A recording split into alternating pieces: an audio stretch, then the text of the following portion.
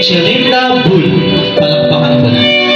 Ako pasalamat nga nakatungtong yun ko sa 60 nga walay mga gina-maintenance ay nga na. Salamat. So, salamat sa nagkadto nga bisita.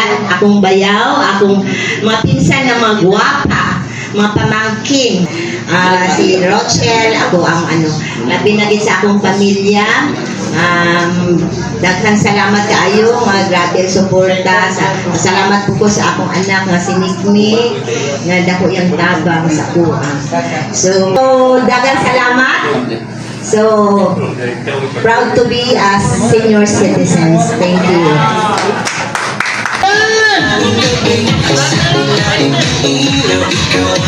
Easy